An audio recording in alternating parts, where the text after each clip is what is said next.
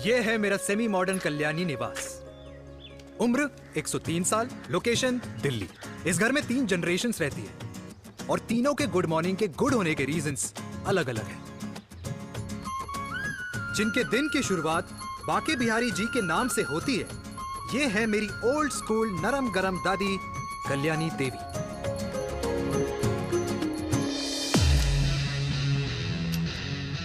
इनसे मिलो। ये है कर्नल वीर शर्मा, मेरे पापा। आर्मी से रिटायर हो गए हैं, लेकिन बंदूक का निशाना आज भी टारगेट से मिस नहीं करते।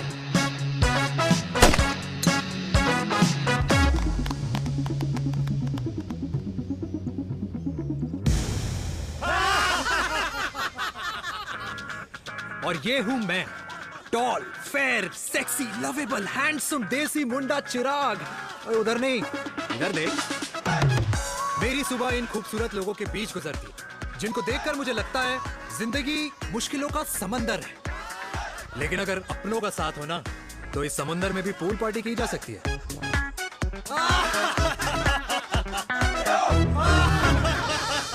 अरे मक्खन खाया कर माँ, नहीं तो लोग बोलेंगे वीर अपनी माँ का ख्याल नहीं रखता।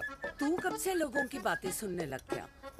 राधे राधे बाबा, राधे राधे दादी। खुश रहो मेरे लाल। अरे 1 फुट झुकने से घिस नहीं जाएगा तू, ठीक से पैर छू। राधे राधे दादी। अरे बेटा, पैर छूने से ना कमर और घुटनों में लचक बनी रहती है। अच्छा, फिर तो दादी तुझे मेरे पैर छूने चाहिए, क्योंकि कमर और घुटने तो तेरे अखड़े रहते हैं। हाँ? माँ, तेरी बात ये बिल्कुल नहीं समझेगा। शादी करवा दे इसकी, फिर देखना ससुराल वालों के सामने सुबह शाम साष्टांग नमस्कार करते हुए दिखाई देगा ये। नमस्ते मम्मी जी, नमस्ते पापा जी। दादी साष्टांग नमस्कार तो मैं तुझे भी कर दूं, अगर तू मेरे टाइप की लड़की ढूंढे तो। तेरे कौन से टाइप की लड़की? दादी वो लड़की जो रोज सुबह उठकर भजनों की जगह हनी सिंह की रैप म्यूजिक चलाए, और उसपे मुझे ही नहीं तुझे भी नचाए। बदमाश। और जिसको पैसे बचाने से ज्यादा उड़ाने में मजा आए। क्यों बाबा? मजाक नहीं कर। सॉरी। और माँ, ऐसी बहू हो जो ना खाना बनाना जानती हो और ना घर संभालना, है ना? हाँ। हाँ हाँ। क्या? अच्छा, तुम दोनों ने टीम बना रखी है? दादी, अरे अभी बाबा, मैंने कुछ नहीं किया। जरा तो बाबा कह रहे थे। कल्याणी निवास की सुबह इसी तरह खट्टी मीठी बातों और हंसी के ठहाकों से होती है, जहां दादी को पोते की घुड़चड़ी की चिंता है, बेटे को माँ की सेहत की चिंता है, और मुझे अपने परिवार की खुशी की चिंता है।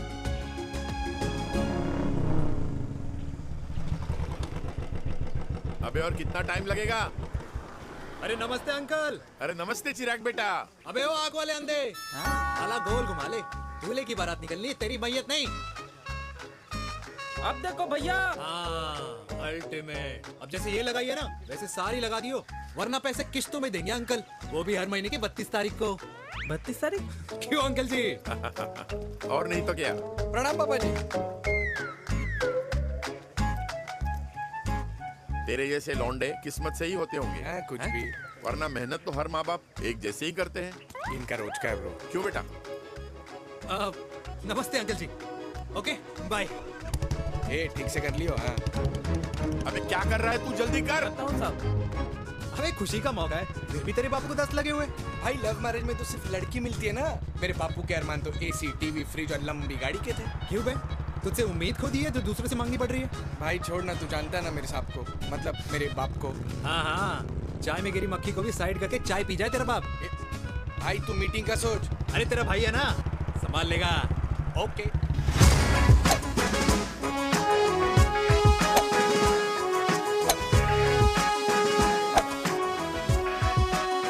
मुझे नहीं लगता जाएगी। अरे इम्पॉसिबल है। नो चांस सर जी। भाटिया, जो तुझे इम्पॉसिबल लग रहा है ना, मैं पॉसिबल करके दिखाता हूँ, देख।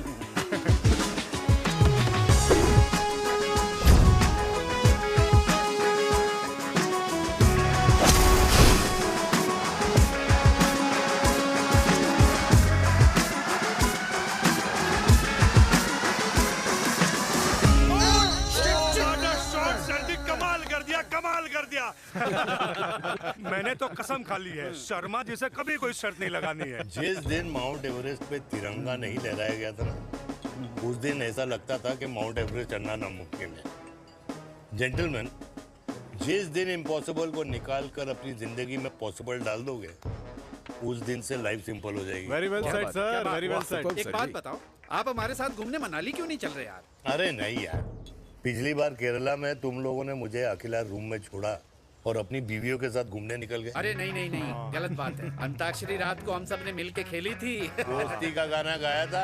अरे सर, अंताक्षरी के बाद हमें अपनी बीवियों के पास भी जाना पड़ता है।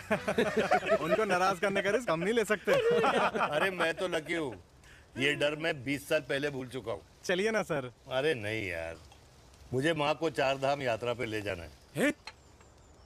माँ कहती है 60 के बाद जितना भगवान को याद करोगे उतना दंड कम पाओगे। अरे सर, दंड का ऊपर जाके सोचना, पहले यहाँ तो मजे कर लो।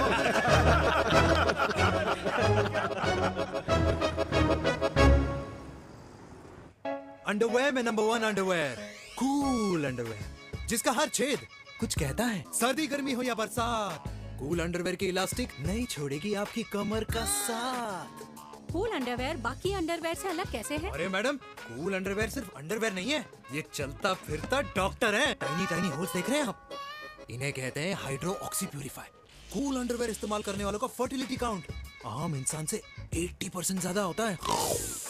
और तो और हमें कूल अंडरवेयर 24/7 काम करने की एनर्जी भी देता है। And most important, cool underwear 100% smell proof और साउंड प्रूफ है, इसलिए आप कभी भी कहीं भी आराम से छोड़ दो, किसी को कुछ पता नहीं चलेगा। इसीलिए सिर्फ इंडिया में ही नहीं, but it is approved and prescribed by US doctor as well. जिनका कहना है अंडरवेयर होगा राइट तो फ्यूचर होगा bright, bright, bright. Oh, impressive. Thank you. I'm the best. I'm the best. Yes. तुम्हें खुराना मिला, कंप्लेन कर रहा था तेरे बारे में। शर्मा साहब, ऐसा है, गोलियां ना तब तक असर करती है जब तक आदमी असरदार हो। खुराना क्या, 60 साल का हो गया है, बीमारियां तो गले पड़ेंगी उसके। अरे बीमार नहीं है वो यार, उसकी मिसेज है ना, उसके गले नहीं पड़ती। सुना है उसका साइलेंसर साइलेंस मोड पे चलता है। शर्मा जी, कैसी बातें कर रहे हो आप? खुराना इस उम्र में भी गाड़ी चलाने की कोशिश कर रहा है। अरे गाड़ी उसकी है, चलाने में क्या शर्म? शर्म तो तुझे आनी चाहिए, तुझे। क्यों क्यों? ये रात भर अपनी रजाई में अकेले लौटता फिरता है। शर्मा जी, इंजेक्शन दूं या विस्की? विस्की। अरे नहीं नहीं नहीं नहीं। क्यों? कल सुबह लड़की वाले आ रहे चिराग को देखने। हाँ, तो रिश्ता पक्का हो गया तो पूरी बोतल पिएंगे। डन है, डन है, डन है। Cheers cheers cheers. दादी, ये हमें भारत मैट्रिमोनी पर मिले हैं। भाई साहब, आपको यहाँ आने में कोई परेशानी तो नहीं हुई ना? ऐसी कोई खास बात नहीं है। दरअसल वो मैप आपके घर का पता बताने को ही तैयार नहीं था।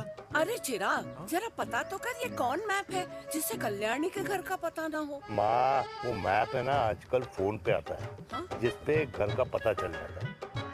अच्छा अच्छा।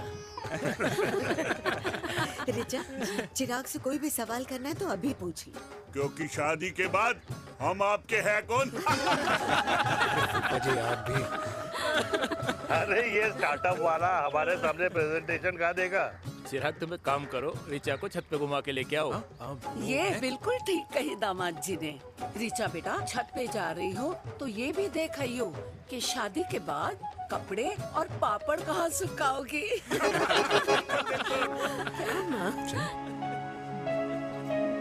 जाओ बेटा, जाओ जाओ।